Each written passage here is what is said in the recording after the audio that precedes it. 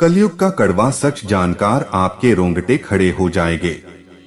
दर्शकों, कलयुग के बारे में ऐसी ऐसी बातें कही गई है कि आपका भी दिमाग घूम जाएगा।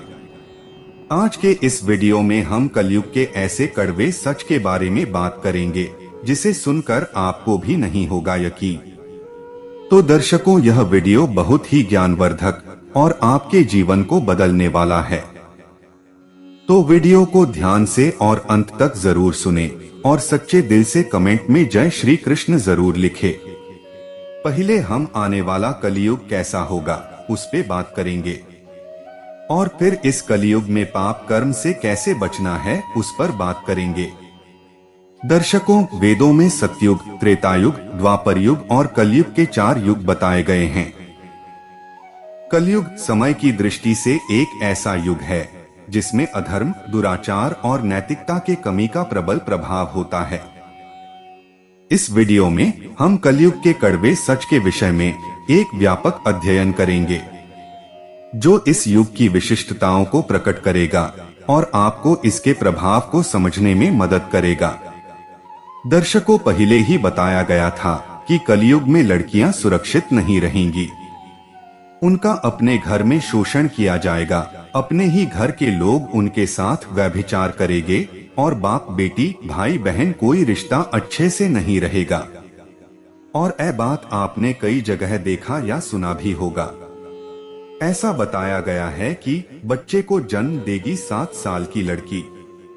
कलयुग में जब लड़की 7 साल की होंगी तब बच्चे को जन्म देगी, तो समझ जाना कि अब घोर कलयुग आ गया है। इसके कुछ समय बाद ही कलयुग युग का अंत हो सकता है। कलयुग में पुरुष स्त्रियों के अधीन होकर करेंगे जीवन व्यतीत। कलयुग में एक ऐसा समय आएगा जब सभी पुरुष स्त्रियों के अधीन होकर अपना जीवन व्यतीत करेंगे। हर घर में पत्नी ही पति पर राज करेगी, पतियों को पत्नी की डांट सुननी पड़ेगी। पुरुषों की हालत नौकरों के जैसे होकर रह जाएगी। कलयुग में शादी बन जाएगी समझौता। कलयुग में शादी सिर्फ एक समझौता बनकर रह जाएगा। ना पत्नी पति की इज्जत करेगी और ना ही पति पत्नी की इज्जत करेगा। शादी जैसे पवित्र बंधन भी अपवित्र हो जाएंगे। किसी की भी शादीशुदा जोड़े की जिंदगी ठीक से नहीं चल पाएगी। कलयुग में स्त्री और पुरुष दोनों ही अधर्म के मार्ग पर चलेंगे। कलयुग में ऐसा समय आएगा जब स्त्री और पुरुष दोनों ही अधर्म के मार्ग पर चलेंगे। स्त्रियां पतिव्रत धर्म का पालन करना बंद कर देगी और पुरुष भी ऐसा ही करेंगे। स्त्री और पुरुषों से संबंधित सभी नियम खत्म हो जाएंगे। कलयुग में चारों ओर अकाल और भूखमरी फैलेगी। जब कलयुग आएगा तब देश में चारों ओर अकाल और भूखमरी फैलने लगेगी। लोग प्यास और भूख से मरने लगेंगे। और जब ऐसा होगा तब कलयुग अपनी चरम सीमा पार कर लेगा। कलयुग में छोटी उम्र में होगी मृत्यु। जिस तरह सतयुग में लोगों की उम्र लंबी होने के बाद मृत्यु होती थी, अब इस कलयुग में ऐसा बहुत ही कम देखने को मिलेगा।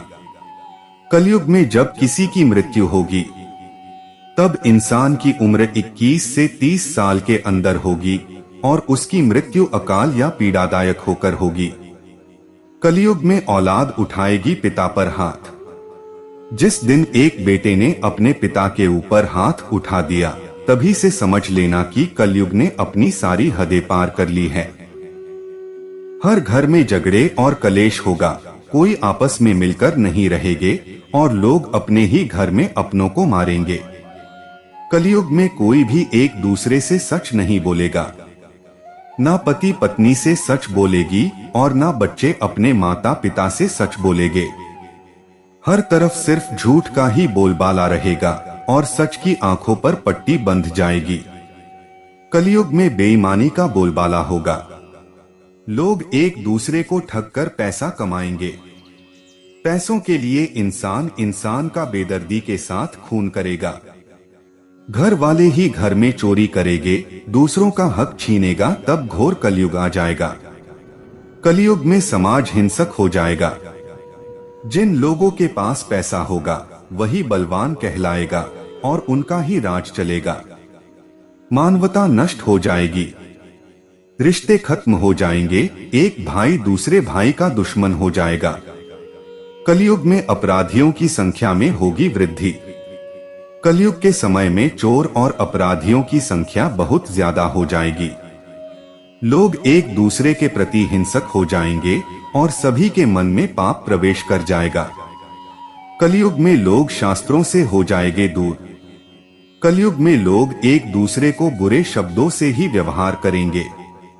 लोग मोबाइल या किताबों में सब बुरी चीजें ही देखना या सुनना पसंद करेंगे और लोग शास्त्रों से दूर हो जाएंगे। कलयुग में खाने के लिए नहीं मिलेगा अन्न। कलयुग में लोगों को खाने के लिए अन्न नहीं मिलेगा। एक समय ऐसा भी आएगा जब जमीन से अनाज की फसल होना ही बंद हो जाएगा। पेड़ों पर फल नहीं लगेंगे। गाय दूध देना बंद कर देगी। धीरे धीरे ये सारी चीजों का नाश हो जाएगा। कलयुग में लोग फसल और पानी की भी चोरी करेंगे। कलयुग का कड़वा सच यह है कि लोग फसल और पानी की भी चोरी करेंगे। पानी पीने का सामान और पेटियां भी चुरा ले जाएंगे। चोर अपने ही जैसे चोरों की संपत्ति चुराने लगेंगे। हत्यारों की भी हत्या होने लगेगी। चोरों से ही चोरों का नाश हो जाने के कारण जनता का कल्याण होगा। धरती पर लेंगी नई नई बीमारियां जन्म। कलयुग का कड़वा सच ये है कि धरती पर नई नई बीमारियां जन्म लेंगी। लोगों की मृत्यु हो जाएगी और उसे कोई अग्नि संस्कार या दफनाने वाला भी कोई नहीं होगा। कम उम्र में बूढ़े होने लगेंगे लोग। कलयुग काल में मनुष्य की आयु अधिक से अधिक 12 वर्ष की रह जाएगी और 12 साल के लोग भी बूढ़े होने लगेंगे। लोग दुर्बल, क्रोध, रोग तथा शोक से ग्रसित होने लगेंगे। पैसों के लिए इंसान किसी भी हद तक पहुंच जाएगा। कलयुग में न कोई कानून होगा और न कोई व्यवस्था होगी। कोई किसी से नहीं डरेगा, सब अपने मन की करेंगे और पैसों के लिए इंसान किसी भी हद तक पहुंच जाएगा। सूख जाएगी गंगा नदी। कलयुग के 5000 साल बाद गंगा नदी सूख जाएगी और वापस वैकुंठ धाम लौट जाएगी। जब कलयुग के 10,000 वर्ष हो जाएंगे तब सभी देवी देवता पृथ्वी छोड़कर अपने धाम लौट जाएंगे। इंसान पूजा, व्रत, उपवास जैसे सभी काम करना बंद कर देंगे। स्त्री को घर से बाहर निकलना हो जाएगा मुश्किल। जब कलयुग होगा तब किसी भी स्त्री को घर से बाहर निकलना भी मुश्किल हो जाएगा, क्योंकि इस संसार में बलात्कार, लोगों को उठा के ले जाना, ये सब तरह के कार्य होने लगेंगे। कोई भी व्यक्ति किसी के ऊपर भरोसा नहीं करेगा। एक बाप अपने बेटे पर और कोई भी पड़ोसी अपने पड़ोसी पर भरोसा नहीं करेगा। दर्शकों, हम सभी जानते हैं कि अच्छे कर्मों को पुण्य और बुरे कर्मों को पाप कहा जाता है और पाप करने वाले मनुष्य को कभी ना कभी अपने पाप कर्मों का फल किसी ना किसी अवस्था में भोगना ही पड़ता है। फिर भी आजकल पाप करना मनुष्य के लिए एक आम बात हो गई है। कई बार तो लोग अपने पाप कर्मों को भी पुण्य ठहराते हैं। इस दुनिया में कुछ लोग तो ऐसे भी हैं जो जानबूझकर पाप कर्म करते हैं, परंतु अधिकतर लोग ऐसे हैं जो अज्ञान की वजह से पाप कर्म करते हैं, क्योंकि उन्हें ज्ञान ही नहीं है कि क्या पाप है और क्या पुण्य है। और यदि उन्हें सही मार्गदर्शन मिल जाए तो वे पाप कर्मों से बच सकते हैं। और ये वीडियो भी विशेषकर उन्हीं लोगों के लिए है जो ईश्वर पर विश्वास करते हैं और जो सच में पाप कर्मों से बचना चाहते हैं। तो सबसे पहले हमारा यह जानना जरूरी है कि वे कौन कौन से कर्म हैं जो पाप की श्रेणी में आते हैं और वे कितने प्रकार के होते हैं। दोस्तों, वैसे तो हमारे धर्म ग्रंथों में कई प्रकार के पाप बताए गए हैं, लेकिन हमने उन सभी पापों को 4 भागों में बांट दिया है।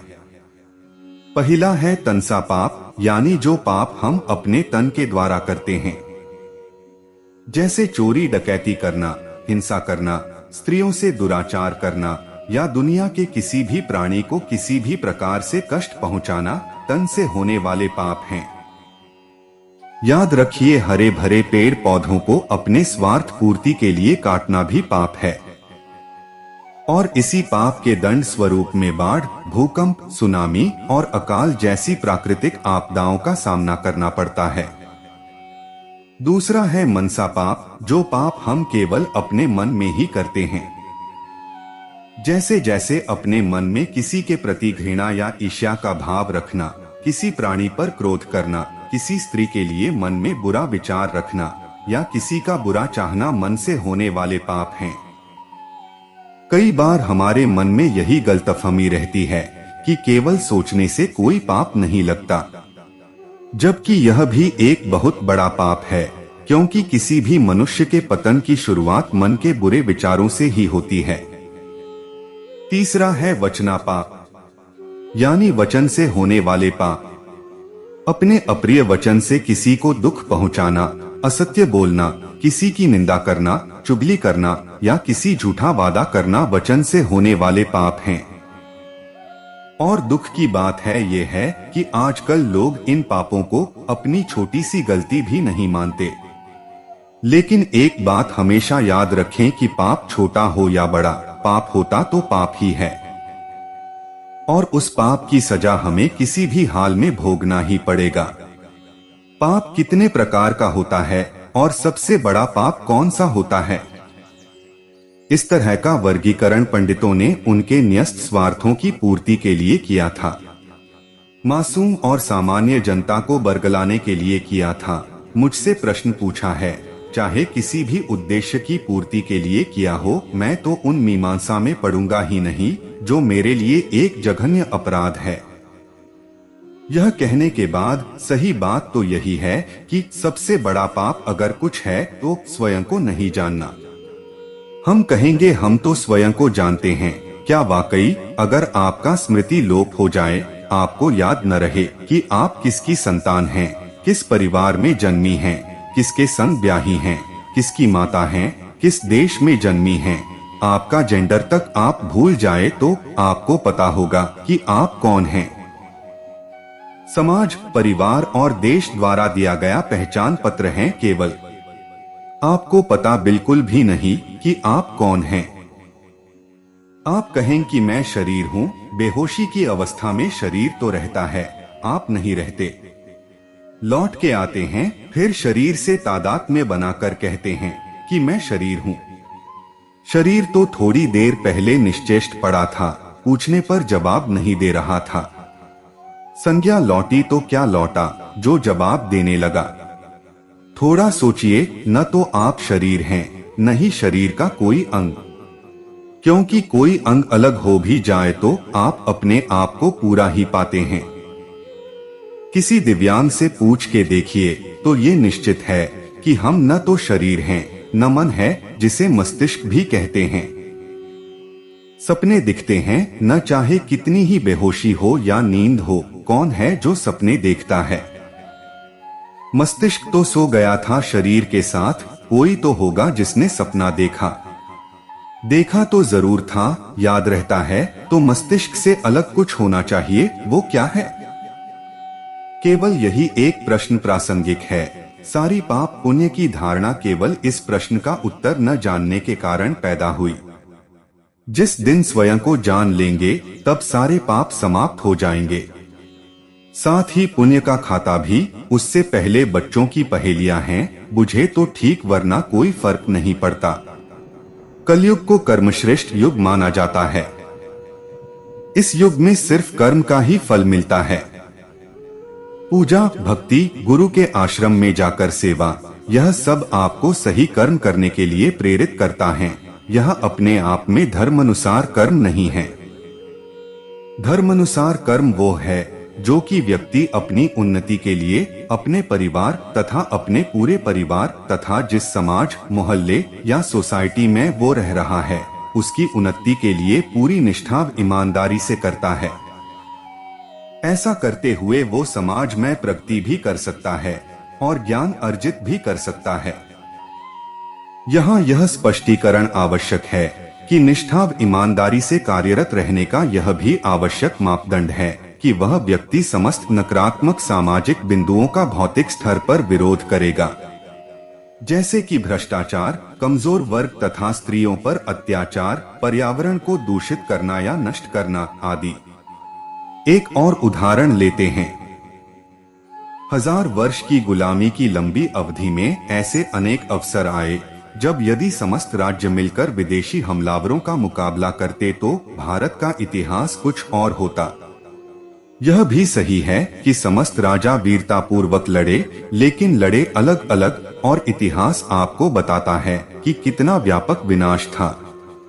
यह किसी भी मानक से सही कर्म या धार्मिक कर्म नहीं कहला सकता। आप सबको फिर से आश्वस्त कर देना चाहता हूँ कि कलयुग मानव के लिए सबसे श्रेष्ठ युग है।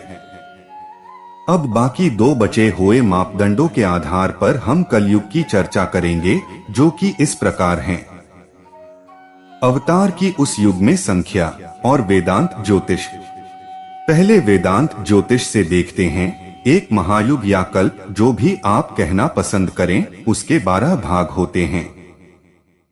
पहले 4 भाग सत्ययुग, इसके बाद के 3 भाग त्रेतायुग, बाद में 2 भाग द्वापर युग, फिर 1 भाग कलयुग और बाद में 2 भाग संधि काल। संधि काल 2 महायुग के बीच का वो भाग है जब पृथ्वी का स्वाभाविक पोषण होता है।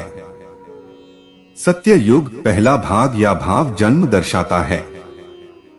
सही भी है, एक नए महायुग कल्प का जन्म होता है जिसमें सदियों से भटक रहे मनुष्य, या यह कहिए कि पिछले महायुग के बचे हुए मनुष्य अपने नेता, जिन्हें हम मनु के नाम से जानते हैं, के साथ यह संकल्प ले पाते हैं कि अब समुद्र के ऊपर न रहकर पृथ्वी पर रहा जा सकता है।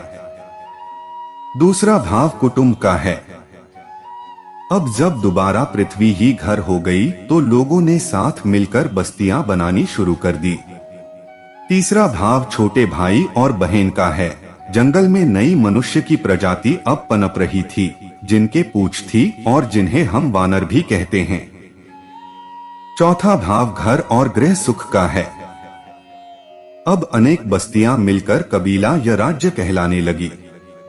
तो यह है सत्ययुग की परिकल्पना, जिसमें अधिकांश समय राक्षसों का राज्य रहा, और राक्षस उन मनुष्यों को कहते हैं जो मनुष्य का मांस खाते हैं। त्रेता युग पंचम भाग संतान का है। पहली बार विष्णु अवतार परशुराम ने संगठित ढंग से कमजोर वर्ग तथा स्त्रियों के विरुद्ध जो अत्याचार हो रहे थे, उसके लिए सशक्त अभियान चलाए। छठा भाव शत्रु विरोध का है। इसी समय श्री राम ने मानव शत्रु रावण को परास्त करा तथा वानरों के विरुद्ध भेदभाव था उसे समाप्त करा, तथा धर्म के नाम पर स्त्रियों पर जो अत्याचार हो रहे थे उस पर अंकुश लगाया। अग्नि परीक्षा को अधर्म घोषित करा। सप्तम भाव समाज का है। राम राज्य की स्थापना हुई। त्रेता युग में अधिकांश समय दुराचार था। हाँ, राम राज्य तो हर मनुष्य का सपना है। द्वापर युग अष्टम भाव जीवन दर्शाता है। जीवन एक रहस्य है जिसे कोई आज तक समझ नहीं पाया। द्वापर युग का शुरू का इतिहास भी रहस्य बना हुआ है। नवन जो धर्म का भाव है, उसमें धर्म संबंधित स्थिति इतनी बिगड़ गई कि महाभारत युद्ध और उसके बाद घोर विनाश हुआ। द्वापर युग और सत्य युग दोनों ही अत्यंत ही मनुष्य के लिए नकारात्मक युग रहे हैं। कलयुग दशम भाव कर्म का है। कर्म मनुष्य के नियंत्रण में है, इसलिए कलयुग में यदि आप उचित कर्म करें तो सुख और उन्नति निश्चित है। सिर्फ समस्या यह है कि दशम से जो नवा स्थान है वो शत्रु स्थान है, और नवम भाव धर्म का है, धर्मगुरु का भी है। अर्थात आपको जो भी गुरु मिलेगा, संभावना यह है कि वो आपको भटकाएगा। इसके समाधान समाज को खोजना आवश्यक है। निसंदेह कलयुग वेदांत ज्योतिष के अनुसार श्रेष्ठ युग है। अब किस युग में कितने अवतार हुए हैं यह संभावित हैं, उससे युगों का आकलन करते हैं। ध्यान रहे, अवतार जब आते हैं जब धर्म का नाश होता है। सतयुग में 4, त्रेता युग में 2, द्वापर में 2 तथा कलयुग में 1। स्थिति स्पष्ट है, धर्म का कम नाश कलयुग में ही संभव है।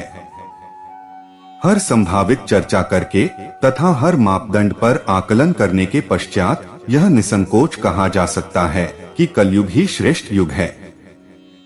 तो प्रिय दर्शकों, उम्मीद करता हूँ कि आपको वीडियो पसंद आया होगा और आप हमारे चैनल पर नए हो तो वीडियो को लाइक और चैनल को सब्सक्राइब जरूर करें। आपके एक लाइक से ही हमें प्रेरणा मिलती है और हम मोटिवेट होते हैं। धन्यवाद।